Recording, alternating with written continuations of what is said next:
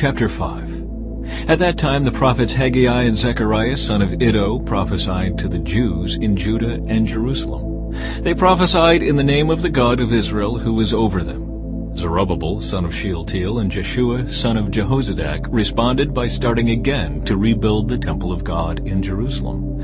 And the prophets of God were with them and helped them. But Tatnai, governor of the province west of the Euphrates River, and Shethar-Bozenai and their colleagues soon arrived in Jerusalem and asked, "Who gave you permission to rebuild this temple and restore this structure?" They also asked for the names of all the men working on the temple. But because their God was watching over them, the leaders of the Jews were not prevented from building until a report was sent to Darius, and he returned his decision. Tatnai's letter to King Darius. This is a copy of the letter that Tatnai, the governor, Shethar-Bozenai, and the other officials of the province west of the Euphrates River sent to King Darius. To King Darius, greetings. The king should know that we went to the construction site of the temple of the great God in the province of Judah.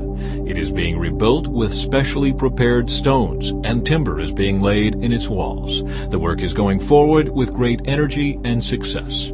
We ask the leaders who gave you permission to rebuild this temple and restore the structure, and we demanded their names so that we could tell you who the leaders were.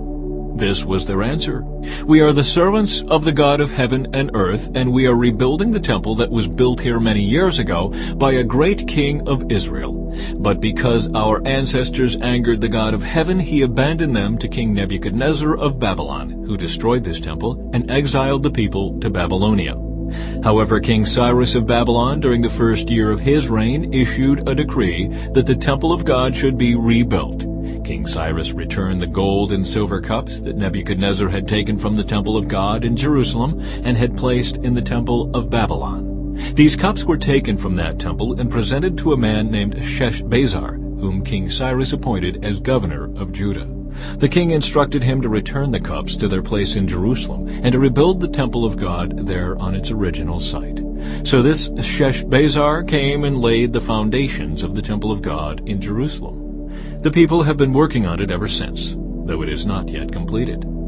Therefore, if it pleases the king, we request that a search be made in the royal archives of Babylon to discover whether King Cyrus ever issued a decree to rebuild God's temple in Jerusalem, and then let the king send us his decision in this matter.